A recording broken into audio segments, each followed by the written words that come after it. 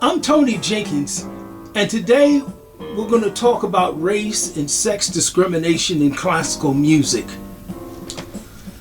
The issue of race and sex discrimination is rarely spoken about, or artists rarely ever speak about race or sexism in classical music. And one of the main reasons for this is the teachings in classical music is that talent is the central issue in music and classical music, and your talent will overcome race and sex discrimination, and you don't have to deal with race and sex discrimination. Your talent will overcome these issues. But if a person looks, after years of research, after years of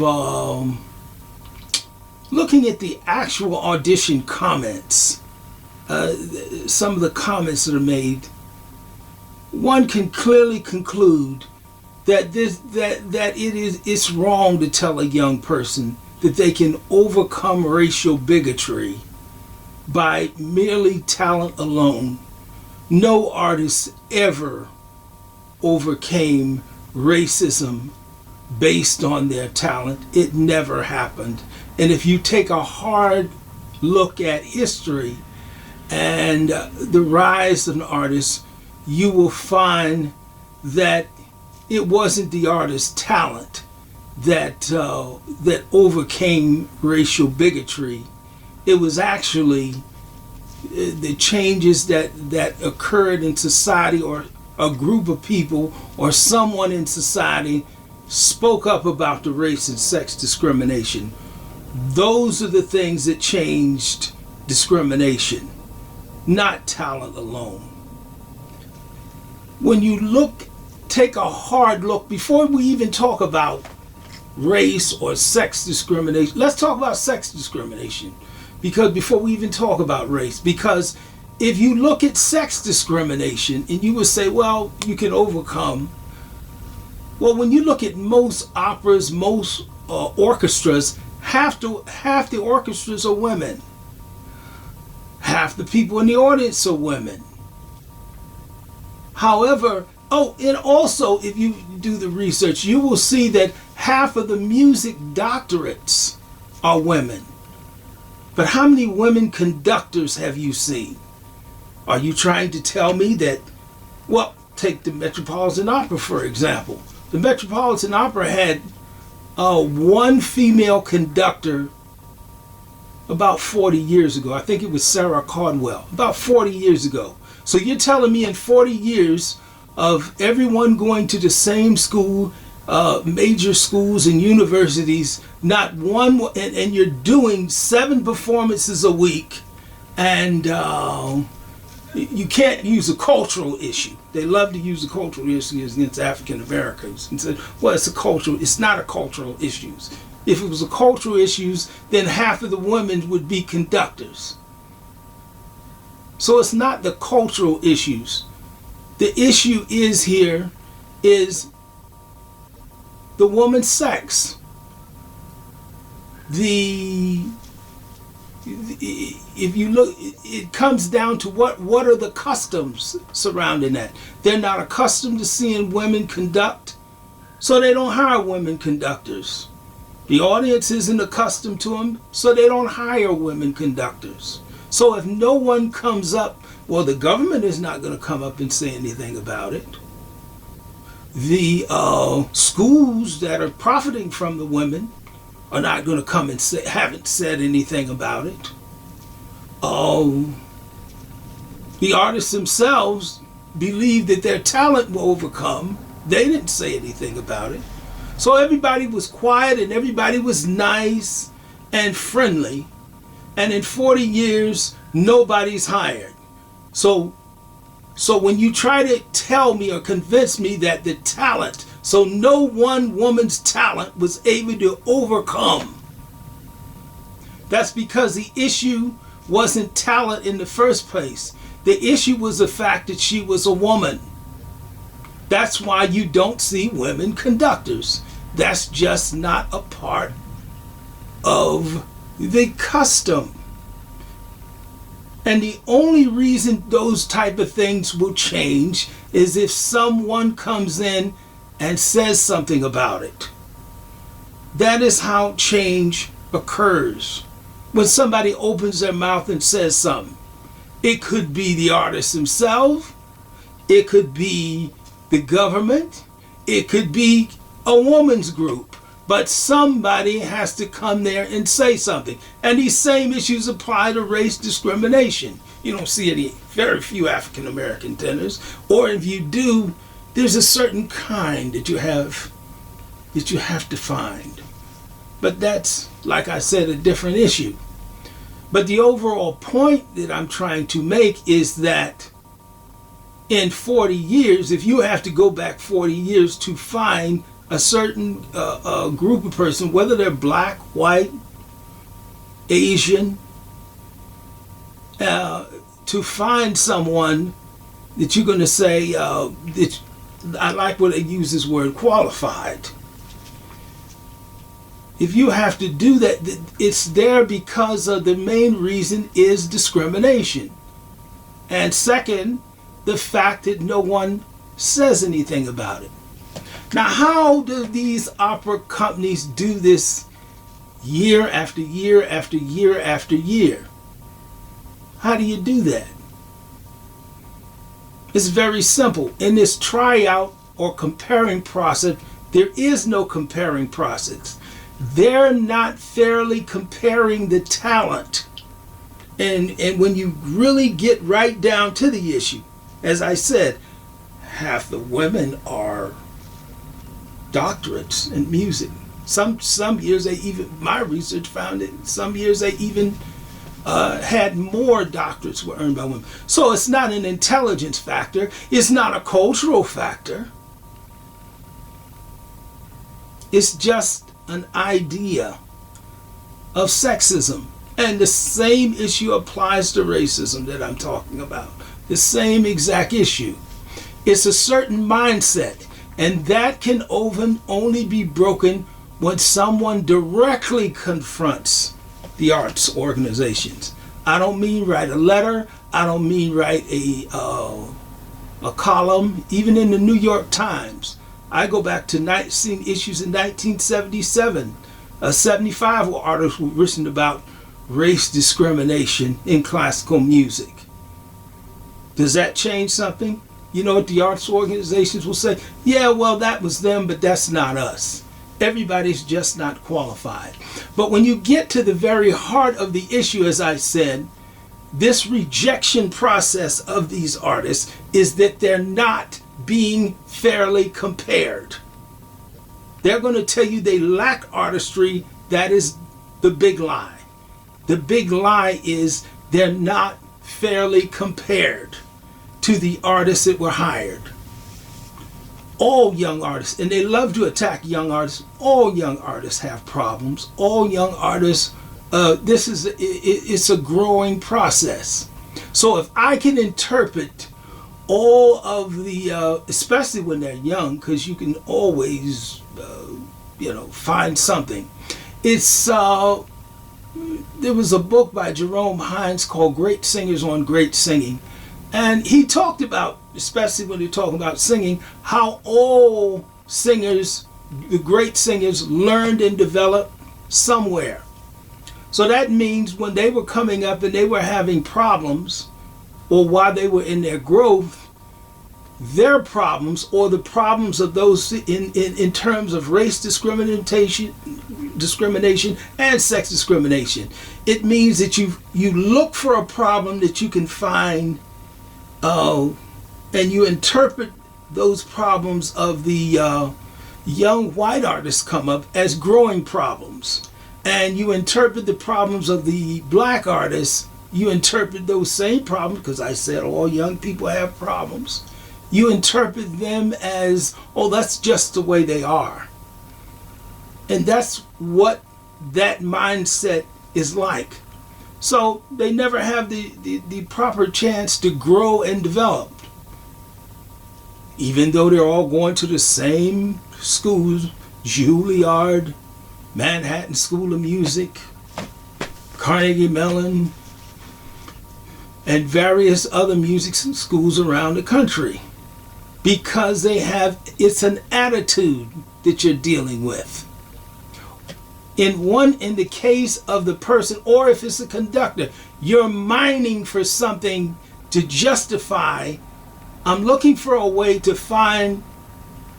justify this racist feeling that they have, or the feelings that they're inferior in some way.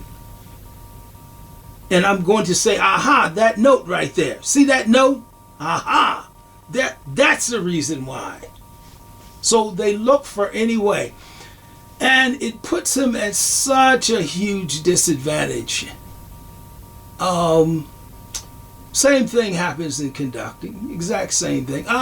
She didn't, there was no diminuendo on that note. She's the worst in the world. So any little thing I could find, I'll just say they're the worst in the world, and they'll turn right around. That's where you find the discrimination. Because they'll turn right around and hire a person who is white with the same problems or worse. I remember, if you looked at my own documents there, a lot of people didn't like me filing a lawsuit at the Metropolitan Opera. They hired white singers there who were killing themselves. Go listen to the videotape. The document, it's public. It speaks for itself. And it's only a small part of many documents there. And I'm not just trying to blame the Metropolitan Opera. All of them have been doing the same thing. All of them. The orchestras, the ballets, all of them have been doing, those major arts organizations have been doing the same thing. Just find a way to reject. I remember there was one African American tenor, brilliant young tenor. And they couldn't find anything, so they said, his voice is too small for the hall. There. You can't find something? Make up something. But the central point is, when you go 40 and 50 years and you don't have anyone, you have to take a hard look at who's doing the evaluating. If I am a professor teaching and everybody fails my class, then you stop looking at the students and you start taking a hard look at the teacher.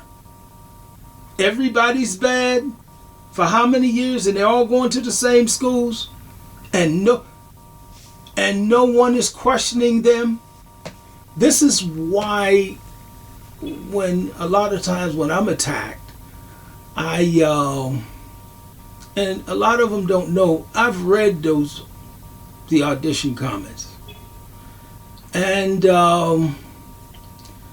the only thing that I can say is that I know what they've been saying. I know the type of racist comments that are made in these auditions. You can listen to it. It's on the videotape. And as I said, it's not just the Metropolitan Opera. The other arts organizations are doing the same exact thing. But to wrap up this, or to get to the central point is the similarly situated artists are not being compared.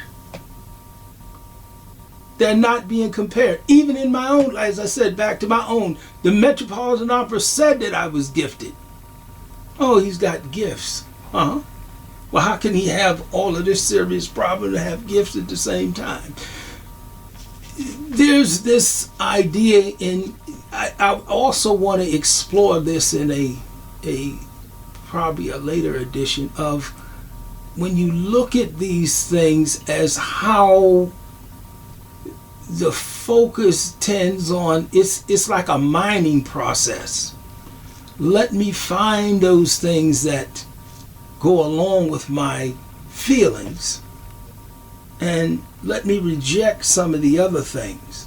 And what I have been saying is, you need to look at the whole process, not just a little bit or small part that you would like to look at. And it's not subjective. A lot of people like to say, oh, it's all subjective. It is not all subjective. It is not all subjective. Opera and classical music is not subjective. In fact, you could say jazz or R&B music is far more subjective than classical music. Classical music has a definite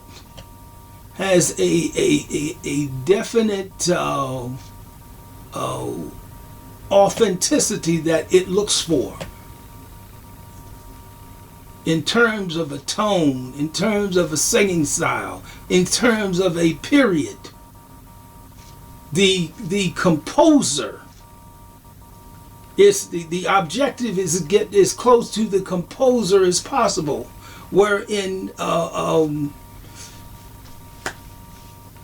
pop music the singer is the composer, and even if he's doing performing someone else's music, he can compose it the way he wants.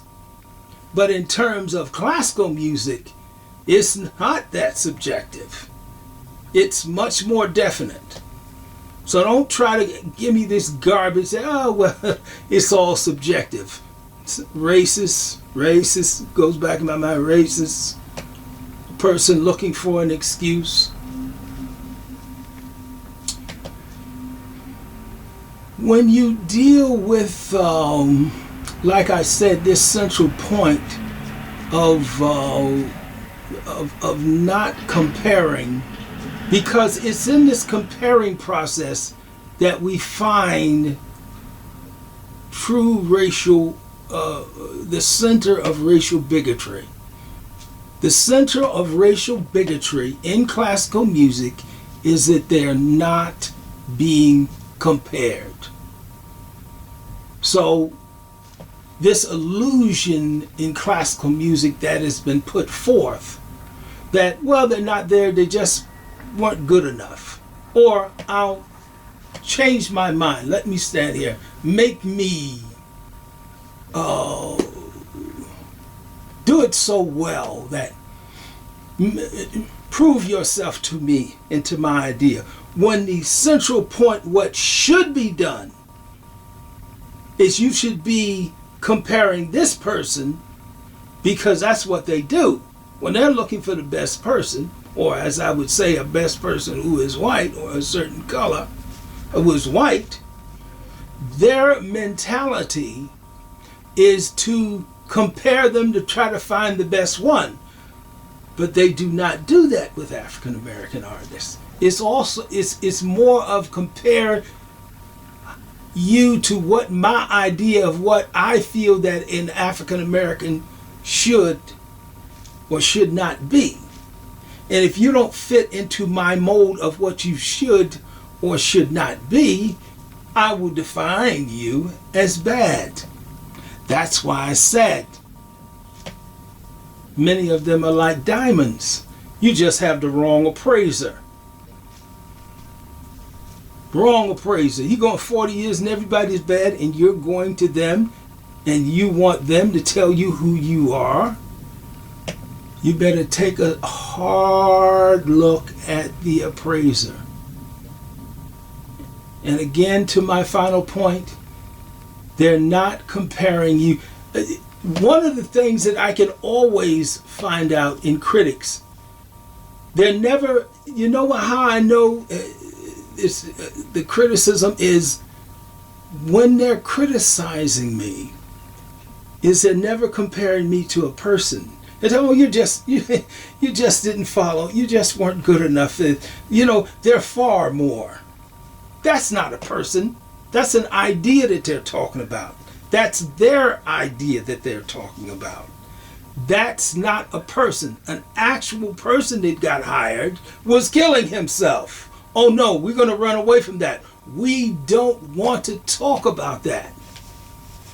And you don't have to go far to look for these things. You can read some of the critics and comments of the critics of those singers who performed. Who are just awful. But let me make it very clear, if I make nothing else clear, the actual discrimination in classical music is a failure to compare those artists. That's why they're not being compared. They're being compared up against an idea, not the actual people or the actual singers who are hired. That's where the discrimination lies.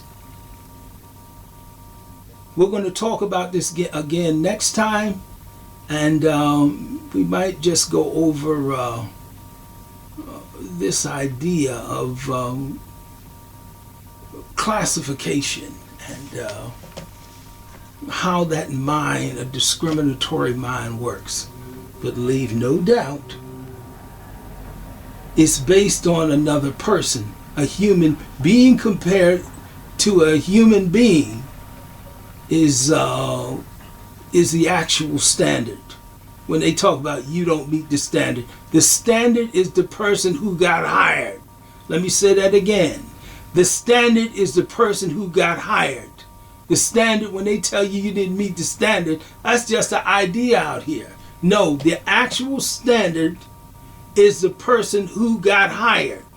The actual qualification is the person who got hired. And don't let them tell you anything differently. And if they hired a white person there who was killing themselves, or they went 40 years and you want to know the reason why, because they weren't being compared to the actual human beings who were hired. We will talk again next time. Thank you very much.